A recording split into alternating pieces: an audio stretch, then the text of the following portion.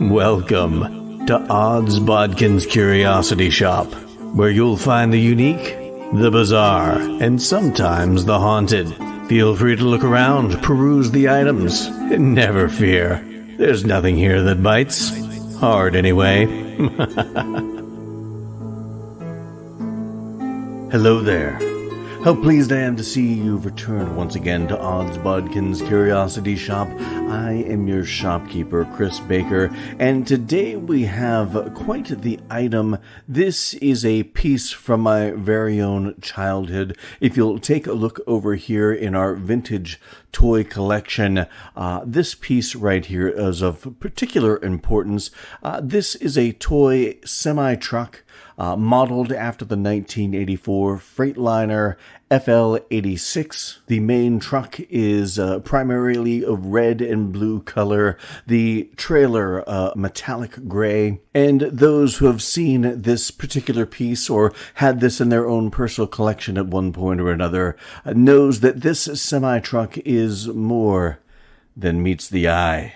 And therein lies the heart of today's episode of Bodkins Curiosity Shop. So let's pull out the kinetoscope and take a look at the new film, Transformers: Rise of the Beast. So Transformers: Rise of the Beast came out this past weekend, the latest in a list of live-action Transformers adaptations, which, for my money, I've enjoyed, but they've always left me wanting. I really enjoyed the first one, the Transformers that came out in 2007. I enjoyed it, although it wasn't what I was looking for. They redesigned Optimus Prime, all of the other Transformers, even Bumblebee was redesigned as far as the look of the robot, the look of the vehicles that they transformed into. Even the Spike character and his father, Spike and Sparkplug, were changed into Sam, and I don't even remember what the father's name was. They did use the last name Witwicky, which is from the cartoons, but it was one of those where I enjoyed it, finally getting to see Transformers live action on the big screen, but again, it just left me wanting. Revenge of the Fallen, Dark of the Moon, Age of Extinction, a lot of the same. Even last night, probably one of the ones that I just enjoyed the least of the Michael Bay helmed Transformer movies. They just continually just left me wanting. And again, it was Transformers, it was live action, but there really wasn't a love for the source material and the source characters and the toys and the cartoon that these characters are based off of. And it never felt like I got the Transformers movie I wanted. And then come along 2018, they did the Travis Knight Bumblebee spin-off, where they kind of go back to the 80s, back when the Transformers were the thing. That's the era of the toys and the cartoons. So they took it back to the 80s. Bumblebee was a VW bug, and I'm like, this is what I want. Starscream was that silver jet, and this is the Transformers movie that I wanted. Unfortunately, we didn't get a ton of the Transformers. We got Starscream, we got Bumblebee, and then we got some other Transformers, the bad guys in that. I can't even remember which ones they were, but it wasn't any of the first season or even the series of Transformers on television, the animated series. It wasn't even any Transformers from that, if I'm not mistaken. Or if it was again, kind of like the other 5 Transformer movies. It was a bastardized version of another Transformer. But at least you got to see some of the Transformers how they were supposed to be, Bumblebee and Starscream. And even Optimus Prime, when he showed up later in the movie, was that 1984 Freightliner semi-truck that we knew and loved and played with as a kid and saw on the animated series. So I was really excited to see that this next movie, Rise of the Beast, was going to be a continuation, not a direct sequel to the Bumblebee movie, but instead of taking place in the 80s, it was going to take place in the 90s, which when I found out that it was going to be about the Beast Wars series, sort of, I thought that made sense because Beast Wars and the Predacons and the Maximals, that came out in the 90s. So it made sense that they were setting this in the 90s, because they're going to be featuring some of those 90s characters. And I tried not to watch too many trailers for this. I think I saw the initial trailer, and then I tried to kind of stay back because I didn't want my expectations. They were already high, given how much I enjoyed the Bumblebee movie. So I didn't want my expectations to get too high and then have them be dashed because they go back to some of the stuff they did with the Michael Bay Transformer movies that I didn't enjoy. And after watching it, it's kind of a mixed bag of tricks. It's a mixture of both. There was a lot of things I really enjoyed about this movie, and I think ultimately, when it's all said and done, at the end of the movie, I was like, oh, that was pretty good. There were a lot of things I liked, and we'll talk about those things. There were a lot of things I didn't really care for, and really felt like they kind of took a step backwards in the making of the Transformer movies that I want to see. And we'll talk about that as well. But before we get into any spoiler territory in that, I'll give you a quick rundown of kind of the basic premise of this movie. And it's very simple. That's one of the things I did enjoy about this movie, is that it was a very simple premise. You have an opening sequence that features the Maximals. And I thought that was a really great opener, because you're introducing these characters that we've not been introduced to on the big screen. Unless you watch that 90s animated series, the Beast Wars series, which 90s, and it was a completely computer generated animated series. And back then, in the 90s, computer animation was very rudimentary. I was a little older at that time when Beast Wars came out. I was probably out of high school, I believe, in my early 20s. But I loved Transformers, so I would check it out from time to time. My younger brother was still young enough that he would have been into that, so I'd watch it with him. And even for the 90s, I'm like, oh, this CG animation's pretty shitty. But, at the time, it was a pretty big deal having a completely computer animated series. And you really got an interesting story with the Beast Wars. Not that I watched the whole thing. There's probably a lot of episodes I missed. But the story that I did get to see was an interesting enough story. And it was interesting plays off the Transformers characters, having, instead of Optimus Prime, you have Optimus Primal, and she's named after Optimus. And it was all very interesting, even though the computer animation sucked. But the opening for Rise of the Beast was really cool because it really introduced you to a lot of those Maximal characters: Cheetor, Air Razor, Rhinox, Optimus Primal, and how not the matrix of leadership, but the mantle of leadership, if you will, was passed from another character that was an ape. They called him Ape Link. I honestly don't know that character, if that was actually a part of the Beast Wars series or even referenced in it. From what I understand, it was a made-up character for this movie. But there again, I'm going to have to plead a little bit of ignorance on that part. I'm not 100% sure, but we see Optimus Primal become the leader of the Maximals, and it is a situation where not only introducing the Maximals at this time, but they're also introducing Unicron, and he is the big bad guy in this, so to speak. I mean, he's the big bad guy, but it's only in theory, pretty much. There's the threat of Unicron, but we don't even really get any real action from Unicron until the very end of the movie. But his minions act as a surrogate for him as the big bad guy, to which we're introduced to Scourge, Battletrap, and Nightbird. And I was a little disappointed that they referred to this trio of bad guys. They're not even really Decepticons, but they're bad guys. They referred to them as the Terrorcons. And, anybody who knows the toys, knows the original Transformers animated series, knows that the Terrorcons are a group of robots, combiners that are based on creatures, and not Scourge and not Nightbird and not this other. I was a little disappointed in that, but they're representing Unicron as the big bad of this movie. And Unicron is trying to get this transwarp key to be able to essentially warp to wherever he wants to go in the galaxy and eat planets. But the Maximals escape with it and head to Earth and they break it into two pieces and hide them. The Autobots find out about this key and realize it's a way for them to get home to Cybertron because they've been trapped on Earth.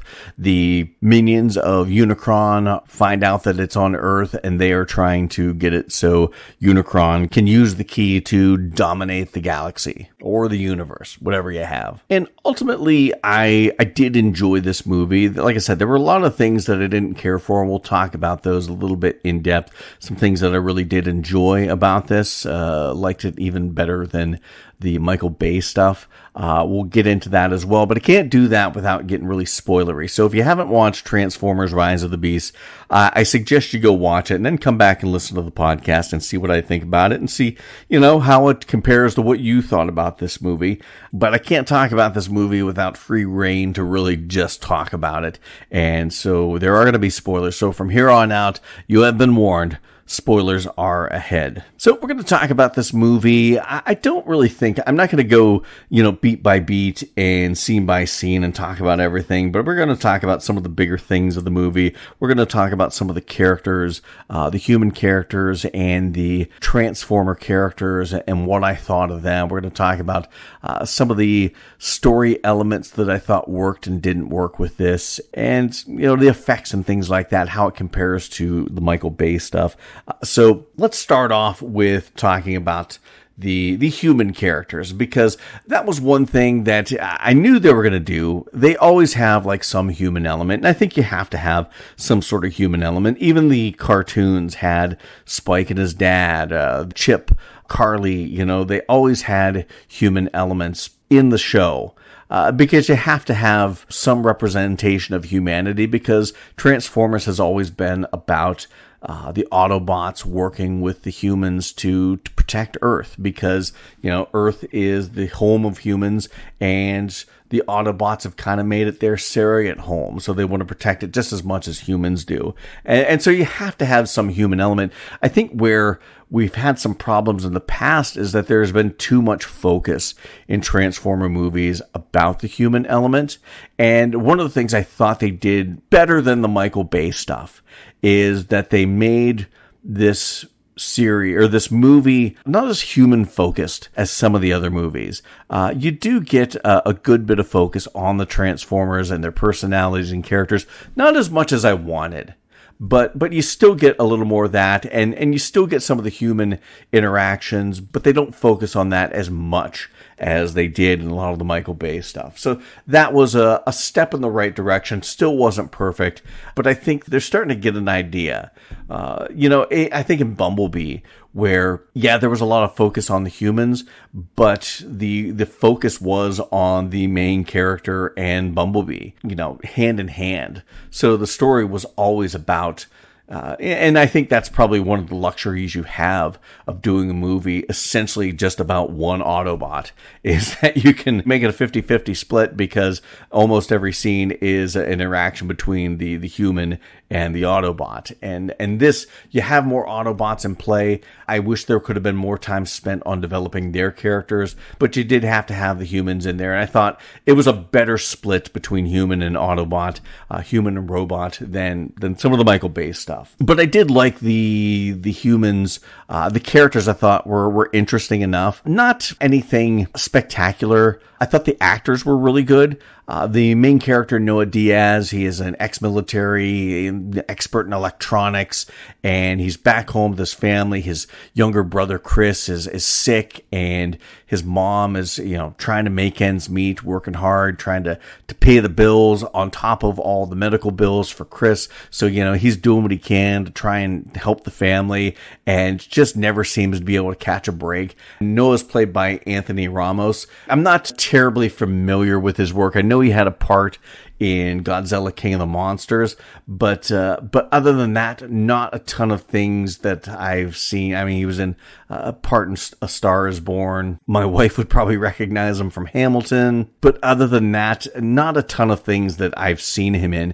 But I really did enjoy his performance. He really had a good energy about him, a fun energy about him when it came to the action, and I really liked that they gave him a lot more to do. He he had a lot more agency in the action when it came to the climax of this movie than any other of the lead human characters in movies past. And we'll talk about that coming up shortly. But you also, not only did you have that, he was fun, quick-witted, you felt the heart, you felt the compassion and love for his younger brother, and just wanting to do what he can to help his kid brother, to help his mom. They're middle class, maybe even lower middle class family, and he's doing everything he can to help take the burden off his mother and help his brother get better. And you really got that. You really felt that in the performance of Anthony Ramos. My only real complaint is in the writing of this character, because this is a character we've seen 100 times before, and this character is probably as cliche as they come. Middle class, lower middle class kid or young adult, and he's just trying to make ends meet, trying to help his family, trying to help a sick brother. Very cheap emotion right there. You have somebody that's trying to help their mother or help a sick sibling or a sick family member. You're obviously going to feel sympathy towards this character. So it's, as they say in wrestling, cheap pop. But as much as that is a cliche, and I think a shortcoming in the writing of this movie, they could have made this character a little more interesting, a little more complex. That doesn't take away from the performance of Anthony Ramos, who I think did a really good job with this character and brought some life into it. And I do want to say a quick word about the actress that plays his mother. She's played by Lauren Velez, who I love her as an actress. Of course, remember her back in Oz, played Dr. Gloria Nathan. Loved her there. Was a huge fan of her in Dexter. She played Maria LaGuardia. She's just done a ton of TV over the years, in some of the big shows that have been out. She's also in Spider-Man Into the Spider-Verse.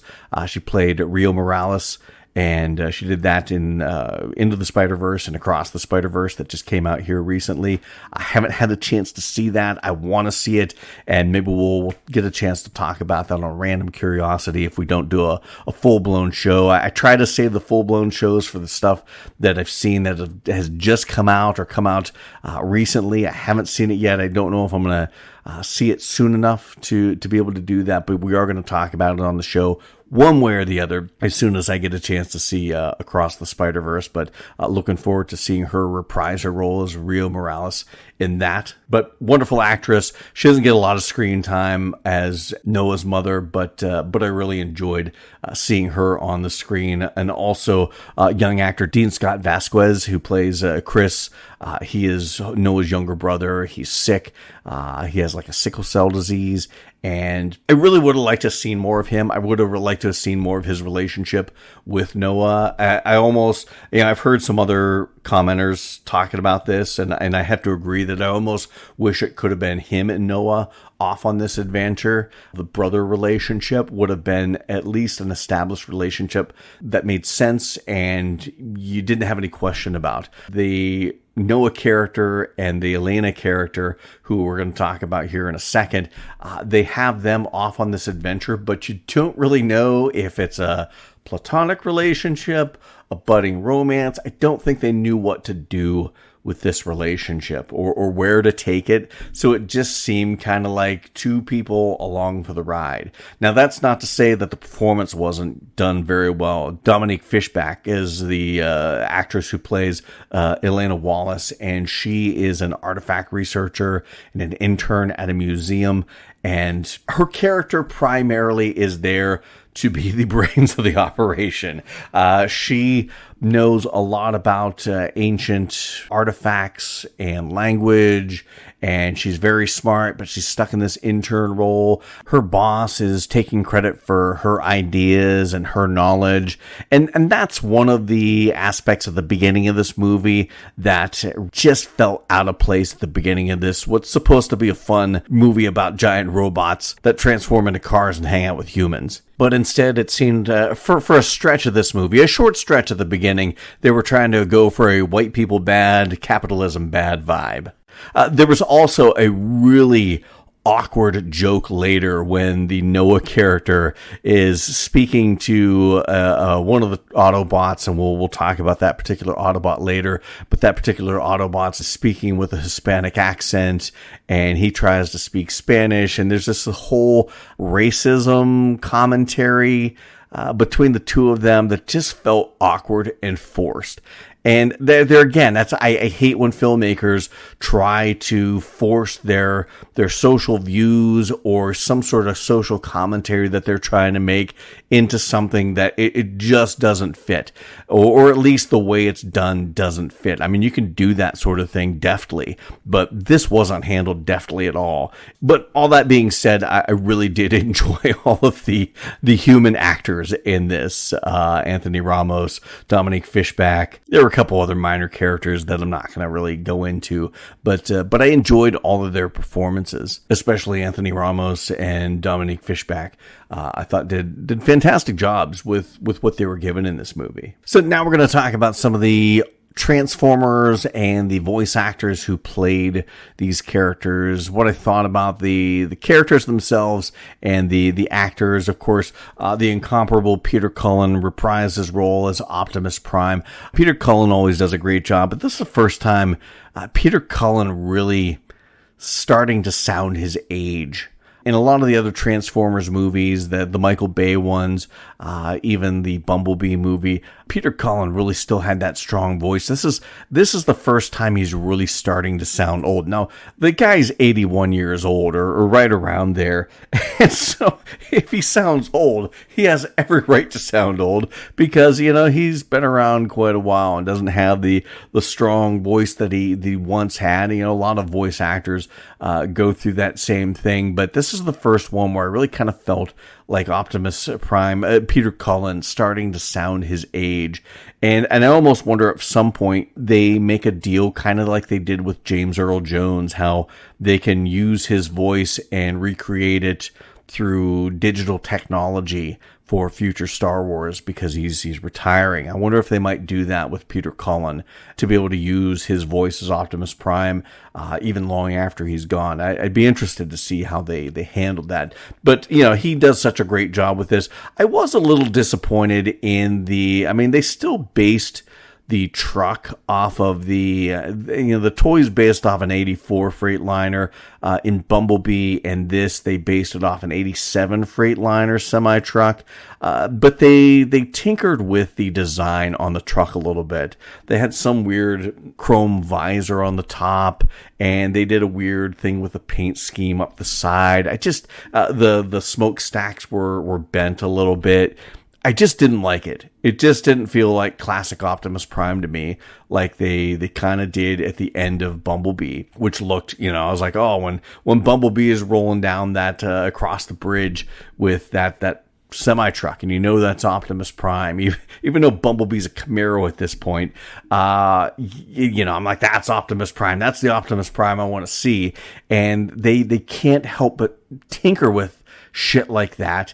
And it was just like, that's not the Optimus I wanted to see, but it's still Optimus Prime. They did this movie, and I saw some quotes from the director, Stephen Caple Jr., where he said how, they're not disavowing what happened in Bumblebee. They even make a reference to that movie, but this could stand on its own 2 feet. This could be a standalone movie, and you don't really need to know much more about what happens later or what happened prior with this story. But Optimus Prime, at this stage in the game, they're trapped on Earth, and he doesn't have that love for humans like Bumblebee does, because he spent time with a human in the Bumblebee movie. And an Optimus is very distrusting of humans, not antagonistic towards humans, but he doesn't want to have anything to do with humans. And I don't know if I like this version of Optimus Prime. Optimus Prime has always been noble. He's always been one to look after lesser races, less civilized races, and less civilized people and societies. And that's kind of what humanity is. But he also sees that while they may not be as technologically advanced as the Autobots and the Cybertronians, that humans have that human spirit that he attached to. And when you have an Optimus Prime that doesn't give a shit about that sort of stuff. It just doesn't feel like Optimus Prime. So we'll take a quick look at the rest of the Autobots. Of course, Bumblebee's in this. They still do that thing where he talks through the radio and movie sound bites that he's picked up watching, drive-in movies and things like that, audio that he's recorded. Enough with that. I really wish they would give him a voice actor. I mean, I personally would love if they got Dan Gilvezan, who did the original voice for Bumblebee in the 80s cartoon. I would love it if they brought him back, and kind of like Peter Cullen with Optimus Prime brought him back for Bumblebee. But they still insist on doing that whole speaking with, the radio and clips. And there was one part where it actually kind of worked, where Bumblebee, he gets killed, and they do that thing where he gets killed, but he's not going to die because, one, you've seen him in the finale, you've seen him in the climax in the trailer, and two, they keep carrying his dead body around, so that somehow he's going to be brought back to life and he is going to make the return. I think they just did that so they could play LL Cool J. Mama said knock you out at the end, the whole don't call to come back. I think they did that just so they could play that 90s needle drop. But there was one point where he's making this comeback and he's turning the tide. They don't play the whole line from Rowdy Roddy Piper from They Live. The line is, I've come here to chew bubblegum and kick ass, and I'm all out of bubblegum. And they just played, I've come here to kick ass. It's just like, play the whole fucking clip. If you're going to do that, play it all, because it would have played a lot funnier if they played the whole thing.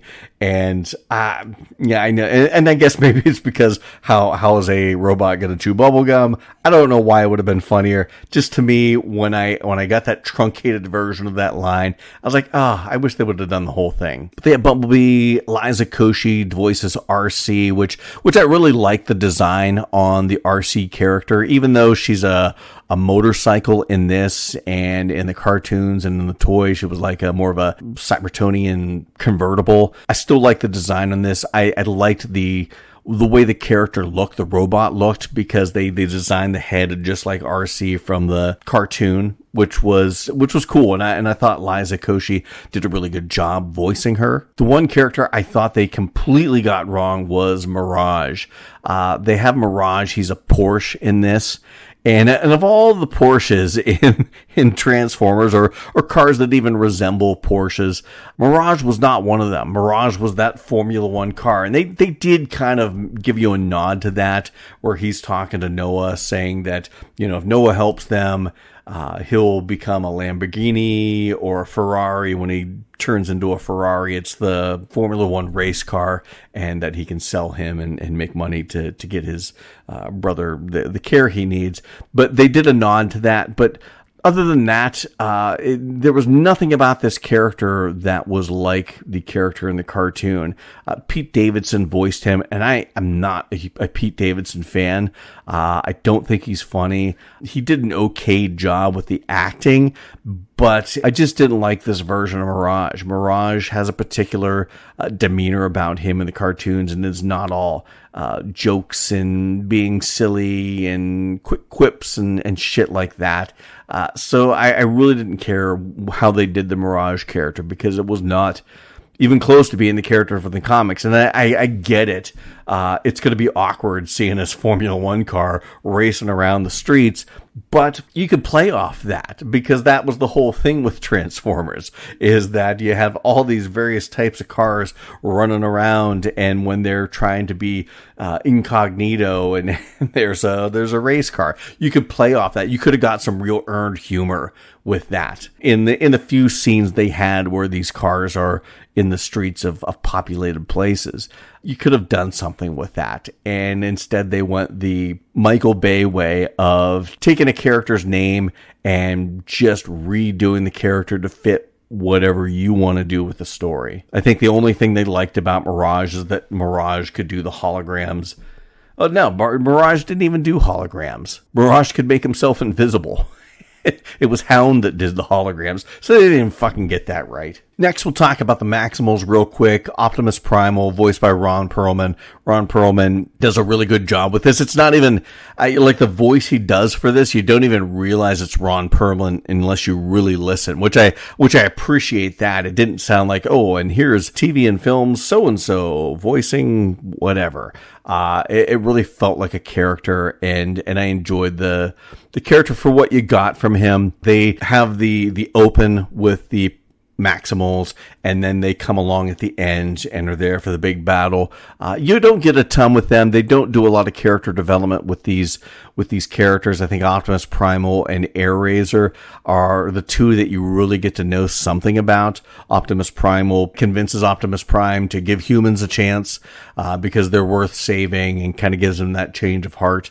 Michelle Yeoh voices Airazor, and I thought she did a really good job with this character. And this, of the Maximals, this is the one that gets the most screen time because we have Airazor in the story from the time that the quote-unquote Terracons show up at the museum and fight the Autobots for that piece of the transwarp key. But Michelle Yeoh does a really good job with this character because when you're listening to it closely, you're like, oh yeah, that's Michelle Yeoh, but you really feel like this is a character unto itself. Again, it doesn't feel like, hey, this is film and TV's Michelle Yeoh playing Airazor. It really felt like a character, and I think that to me is a big accomplishment. When you have an actor or a voice actor, either whether it's doing a live action physical performance or a vocal performance, when it's a well-known actor, an iconic actor that can put aside themselves enough to become the character and convince you that they are this character and not such and such actor playing this character. I think that's a great feat for an actor, and you had a lot of performances like that, at least vocal performances in this movie. I'm probably gonna wreck this guy's name, but David Sobolov does the Maximal Rhinox. He also voices Battletrap and Apelink, but there again, the Rhinox character is not developed very well. Cheetor, voiced by, and I know I'm gonna butcher this, but Tongai Kirisa.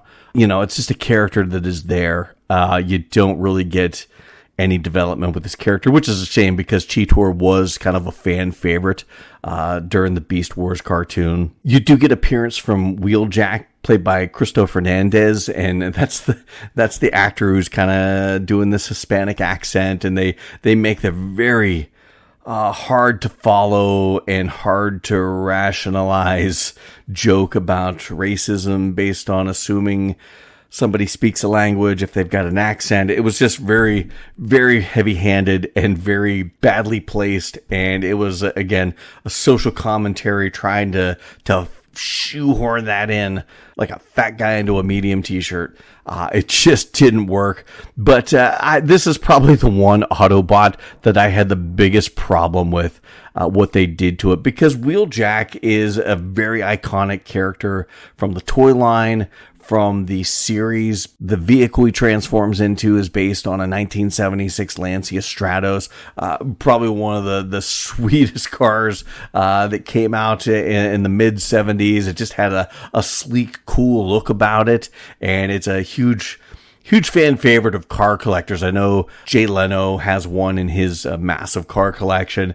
But what did they do to Wheeljack? And Wheeljack's supposed to be kind of like a scientist and a mechanic wizard. He built the Dinobots, that kind of guy. And what did they do to Wheeljack? They turned him into a 1970s VW panel bus. As soon as I saw that, I'm like, what the fuck is this? And it's kind of a brownish pink and cream colored. It looked horrible. And then when he transformed, he looked like he had these big goggle glasses on his face. I'm like, this is stupid. I was so pissed off. I didn't care who voiced him. I was just pissed off at what they did with this character. Looked nothing like the vehicle he transformed into. Looked nothing like the character. His personality was nothing like what the personality of Wheeljack was in the cartoons. Again, this is the shit that Michael Bay did. Took a character, I like the name, and I'm just going to use that name and throw it on this Transformer that I want to make because it suits what I want to say in this story. And it was fucking bad. One of the things I really hated about this. Now we're going to get to the bad guys. Of course, Unicron, voiced by Coleman Domingo, did a really good job. It was very cool. This planet-sized transformer. Not a ton of scenes, but he did that kind of deep voice. It wasn't quite Orson Welles from the Transformers movie, but it was cool. Scourge was the big bad guy for this, and there were things I liked about Scourge. There were things I hated about this.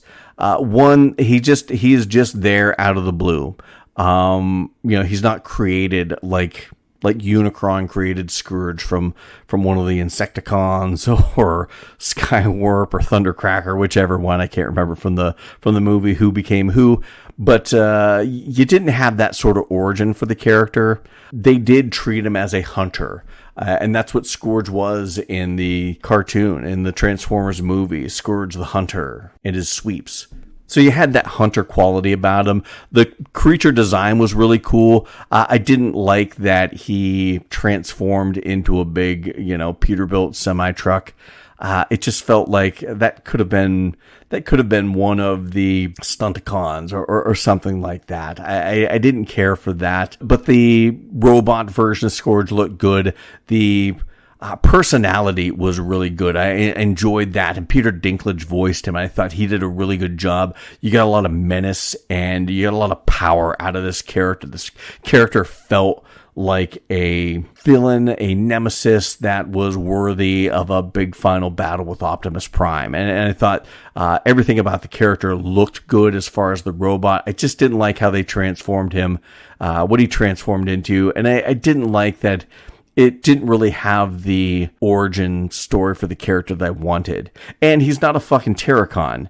And they kept saying that he is part of the Terracons with Battletrap, a Transformer I'm not familiar with. I think maybe made up for this. I can't remember specifically. And Nightbird, voiced by Michaela Rodriguez, who I liked the character. The character in the cartoons wasn't so much a transformer. I don't remember her transforming. She was just a robot.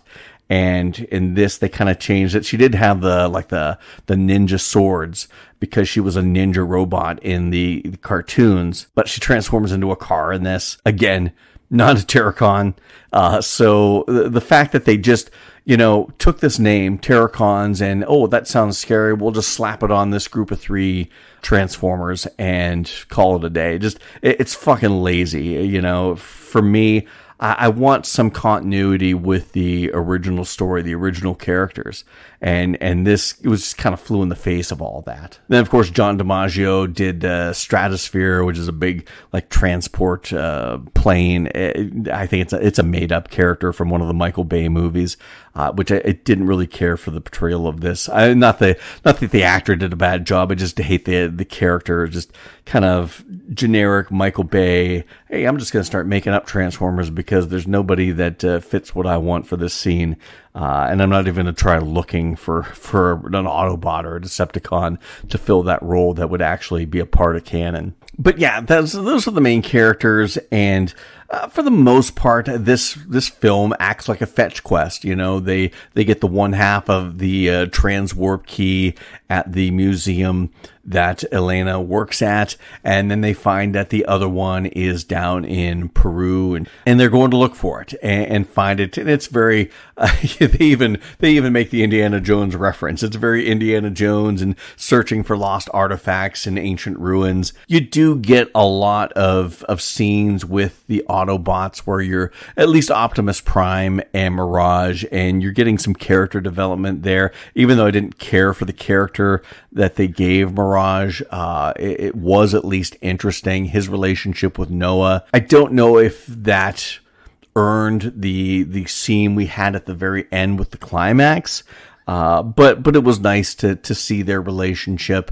And then, of course, you have that big battle. And they had a lot of really good battles in this. The battle with the museum, battles, trying to get the final piece of the warp key. And then that big final battle where, the Decepticons get both halves of the key. They're starting to open up this portal for Unicron to come through and destroy Earth. You felt a lot of menace in that moment. But up until that moment, all you really felt was like this.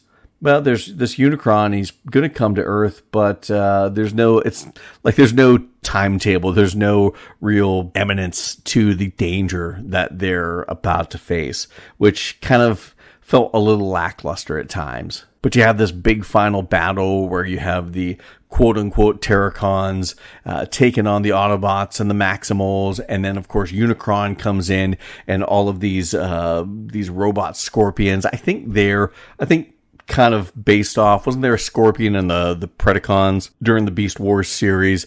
It's kind of a play off of that, only there's a shit ton of them. So you get this big battle.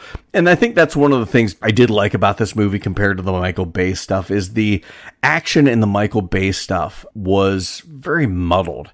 Everything, just all the characters just seem to blend together, and it just seemed a mishmash. At least in this, I could tell, okay, this is RC taking on this character, or this is Mirage fighting, Nightbird, or you could tell characters. The action wasn't so fast and quick cut and muddled that I couldn't tell who was fighting who or where they were. They did a really good job with isolating characters, making sure that you can tell, okay, this character's fighting that character, this character's taking on a bunch of the Scorpion things, and they did a good job with the CG in creating fight scenes that, one, were really interesting and action-packed, but also were very much a scene that I can distinguish who's fighting who and where we are in this choreography of the big battle. They did have a really cool scene where Mirage is being attacked by Scourge and protecting Noah, and as he's about to die, he essentially gives Noah his parts to create this like exosuit, which was very much reminiscent of the exosuits that like Daniel and Spike wore in the Transformers movie. And then I think they used them later on in season 3 of the Transformers animated series. But it looked really cool, and it actually allowed the human in the story to get involved in the big fight, which we've gotten shades of that in some of the other movies and the Michael Bay movies, but for the most part, when the Transformers are fighting, the humans are sidelined, or they're relegated to damsel in distress mode, whereas this allowed the human in the story to be active and have some agency in the bigger battle of this final climactic battle of the scene, which I thought that was really cool, and I think that was a really smart idea. They sacrificed this Autobot to give this human this one protection and the firepower to take on. In the cartoon, he's a Decepticon. In this, I don't want to get back into that, but take on Scourge and some of the other big bad guys in this movie. I like that. That was a cool twist on things that comes from the animated series, but it's something we've never really got to see in the live action arena for Transformers and the humans inside Transformers. So that was really cool to see that. And then, of course, that big battle between Optimus Prime and Scourge at the end just was really cool. Optimus Prime being badass. I like how earlier he said he was going to rip Scourge's head off, and he, if anything, can never be said to be a liar. Optimus Prime always tells the truth, and he indeed rips Scourge's head off, which kind of sucks because there again, another really cool bad guy that is dead. Of course, there's one thing about this big climax that really bothered me, and it's kind of emblematic of this whole character, was the Elena character, played by Dominique Fishback, who, like I said, I like her. I think she does a really good job. I just think the writers didn't know what to do with this character. They used her as a story plot device to move the story forward. She was essentially a MacGuffin in this story because she knew about ancient languages and artifacts, and she could kind of put two and two together as to where it was. Essentially, she was there to get them to Peru, and they tried to give her some agency in the end of the movie and make it so she knows the code to stop the time warp key, and she does that, but her efforts are for nothing because the control panel gets destroyed. So it's like they didn't have anything for her to do in this climax. So, well, we'll create a scenario where we're going to pretend like she's going to save the day, but she's not, because we ultimately want Prime to pretend to sacrifice himself. I mean, Prime thinks he's sacrificing himself, but they're not going to destroy Prime because, well, we've seen that before, Prime dying in multiple movie iterations, but they were never going to kill off Prime. So it just, I think probably one of the biggest problems with this movie is in the writing and the storytelling within the writing. I just don't think they knew what to do with some of these characters or do with some of these storylines. And as a result, you get a lot of elements of this story that felt kind of half-assed. But Optimus Prime, in true noble Prime fashion, sets out to sacrifice himself to save the world, and of course he ends up being saved by Noah and Optimus Primal. In trying to sacrifice himself, he destroys the Time Warp Key, and that sends Unicron back to wherever Unicron came from, never to be heard from again. But maybe, we'll have to see in the next movie. But yeah, this whole time, the Autobots were wanting this key to be able to go home, and they realize that they have a home and are staying on Earth. Now, I don't know how that jibes with how the events of the Michael Bay Transformers later, because I can't remember if the Autobots were already here on Earth or they showed up later. I think they showed up later, but there again, it's been a while since I've watched those movies, so I would have to. But I would almost relish the idea that they just start from scratch and forget about the Michael Bay ones. And to be honest, I wouldn't mind if they forgot about this one too and just started this whole series over from scratch, because I think there's still a lot of missteps going on with this series. Well, I did enjoy this movie for the most part. Stephen Caple Jr. did a really good job with it. The screenwriting was, it was okay. The story was okay. At least it was simple enough that it didn't get too complex with lore and history of Autobots and all that jazz that you got with some of the Michael Bay things. But Jesus, they had, wow, what was it? 5 writers on this screenplay. Seems to me there was a lot of tinkering on this. And before we get into what I think I would like to see or would like to have seen out of this movie and what I'd like to see with Transformers moving forward, I do want to give a shout out to like the cinematography. Enrique, I'm going to butcher his last name, but Enrique Chediak, I thought he did a really good job. There was a lot of beautiful scenes, and not even just like the scenes with the big battles and stuff, but you know, when they're down in Peru, some of the landscape was just amazing. Some of those old ancient ruins was just beautiful shots. I thought the movie was really well shot. The CG I thought was really good. You know, you've come to expect pretty good CG when it comes to these Transformers movies, and I think that's probably the one thing that Michael Bay got right in his, was that the CG was top quality, the action was top quality. You can't say that his movies lacked for action, and I think they continued that with this movie. You had a lot of really good action, a lot of really good CG. I don't know if I cared enough about the story. I think this is something that should have been built up to. Unicron is a huge bad guy in the Transformers lore and the Transformers story. You know, they did a whole movie based on him, and you can't do that just in a couple little scenes in this movie. You really need to establish Unicron as this big bad guy. And I really think there was a misstep in this, because I don't think there is any foresight in the Transformers franchise than the next movie. They're not thinking ahead, and they really need to take a page out of Marvel and Kevin Feige's book. This should have been an Endgame level type story, where you have multiple stories leading up to a big final showdown with Unicron. And I don't know whether that can be done in a trilogy. At the very least, it should have been a trilogy.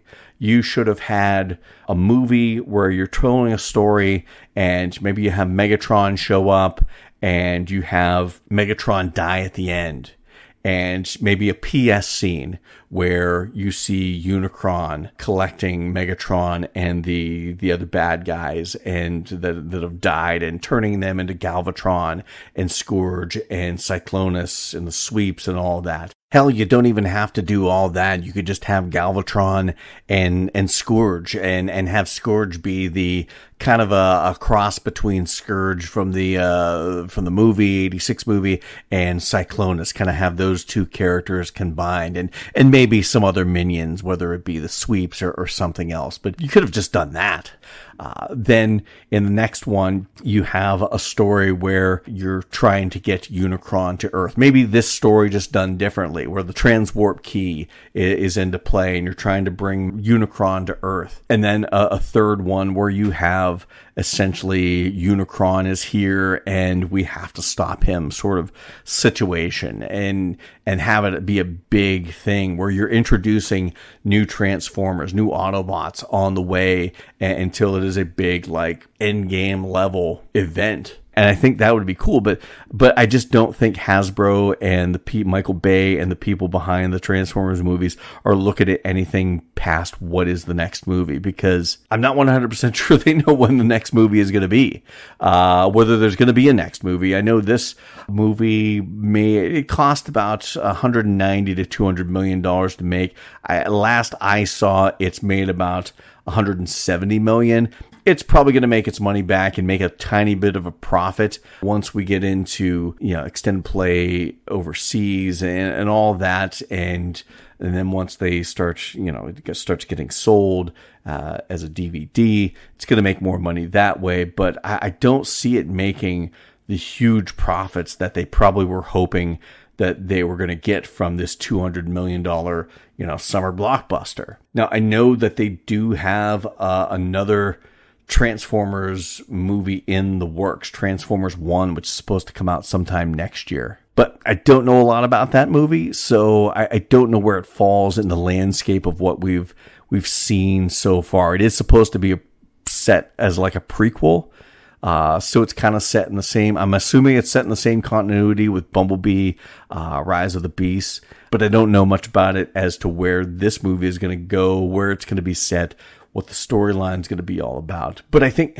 Transformers deserves someone with a little more foresight to think bigger picture. Don't just think one movie. Think of multiple movies. Like I said, this Unicron should have been a big bad guy that you lead up to. And they didn't do it. They just threw him in this movie just because they could. And I admit he looked badass. The CG for Unicron looked great. Watching him devour that planet that the Maximals were on at the beginning of the movie was everything I expected a Unicron devouring a planet in a live action would look like. But it just seemed like it was forced, and there wasn't enough time dedicated to creating the menace behind Unicron that should have been there, that should have been built. They built it up better in what was an hour and a half, 2 hours of Transformers, the movie back in 1986. And I get it, filmmakers want to tell their own story, but even a page could be taken out of the Transformers War for Cybertron's trilogy on Netflix, which was really good.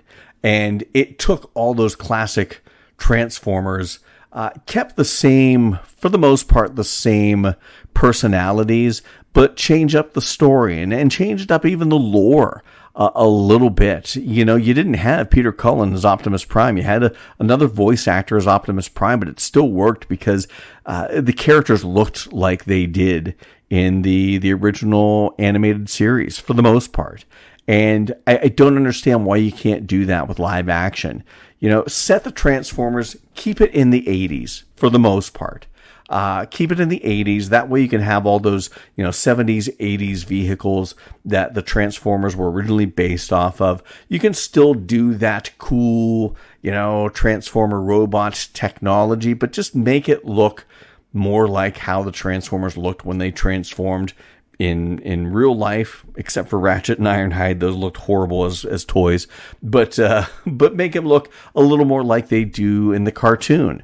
I know there's a lot of toy companies out there reproducing some of these Transformers and redesigning them, making them look like they did in the cartoon, and they still transform into the cars and stuff that they were supposed to be, and they look really good. You could do that with these live action versions of the Autobots and the Decepticons, because if anything, I want to see what I grew up with as a kid on the big screen. I want to see Optimus Prime as I remember him. I want to see Bumblebee, and I want to see Wheeljack, and I want to see Ironhide and Ratchet and Cliffjumper and Gears and Brawn. I want to see them as I remember them, watching them on the cartoons, watching them or playing with them in my bedroom. And just nobody has cared enough to either stick with it very long or do it at all. And that's always been a big disappointment in any of the Transformers movies that have come out over the past 16 years. Now, I do have to give them credit for the music in Transformers Rise of the Beast, because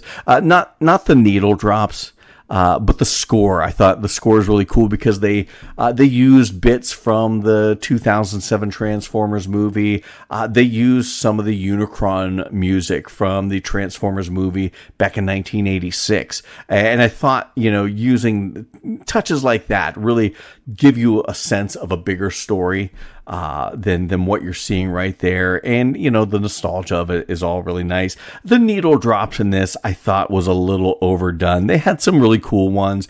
LL Cool J when Bumblebee came back. They had Wu-Tang Clan, Tribe Called Quest, stuff like that. That was, cool 90s needle drops. But then there were some scenes, especially during some of the battles, where they've got a needle drop playing, and I just wish it would have been score, because score would have helped build the emotion of the scene, whereas this needle drop, all I'm focusing on is the lyrics, and do the lyrics even match with what's going on? And most of the time it didn't.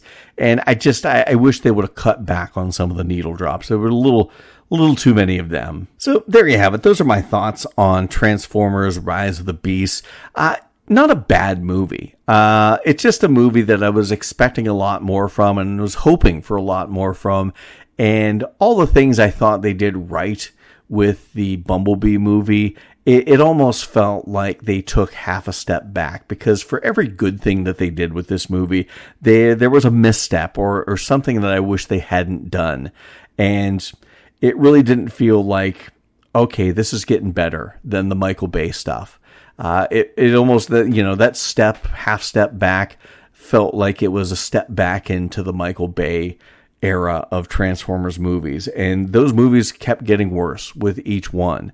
I know there are some people out there that like them. There are some people out there that hate them. The earlier ones, I don't mind. The later ones, it just, it was a trudge to get through those. And I don't want to see these movies, these prequel Transformer movies, if you will. I don't want to see them get like that. I don't want to see them get worse with every new one. And while I walked out of the movie theater thinking, that was okay, I wanted to walk out of the movie theater loving this movie, and I couldn't. And that disappoints me. But all in all, not a horrible film, not a bad film. It just was a so-so film. And I wanted more out of that, because I love the Transformers. Those are one of my favorites as a kid.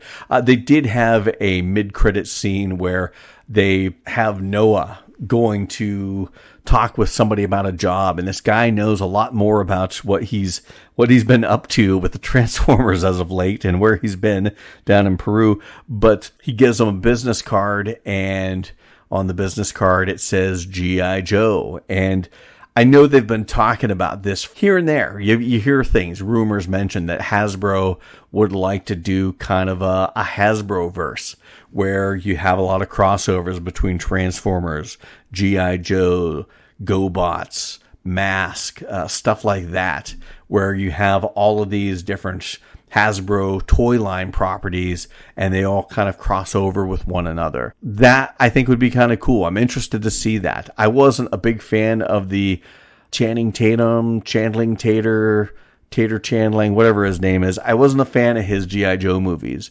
I wasn't a fan of the Snake Eye movies, and that's one of my favorite characters. I love that character. I didn't like any of what they did, and if they could reboot that series by bringing it into the Transformers story, I think that would be pretty cool as well. So it would be interesting to see where we go from there, if that Transformers 1 delves into G.I. Joe, kind of integrates them into the Transformers universe, the Hasbro-verse, if you will. That'll be interesting to see. But again, we'll have to wait till next year to find out what's going on with that new Transformers movie. So I want to thank everyone for listening to my thoughts on Transformers Rise of the Beasts. If you haven't watched it, please check it out and come back and see what I had to say about it. Although if you're at this stage in the game and you haven't seen it, you've probably heard what I think about it, and you've heard a lot of spoilers as well. But if you have watched it, hopefully you enjoyed it.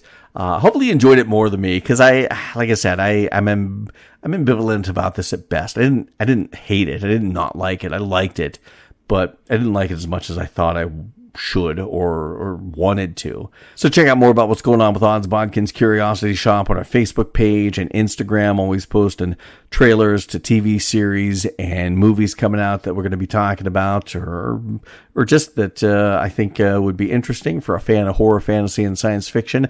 Always posting articles I find from all over the internet and a lot of other things. So check us out on Facebook and Instagram. No matter where you're listening to this podcast, please subscribe to it, follow it, like it, whatever it's called on the platform you happen to listen to, and share it with anyone you know that loves horror, fantasy, and science fiction. And as always, leave a review. 5 stars would be awesome. Helps us get the word out, and really want to get these numbers built up for our fan base and listenership. So anything you can do to help us out with that would be awesome. We do appreciate that. So until next time, thank you for visiting Odds Bodkins Curiosity Shop.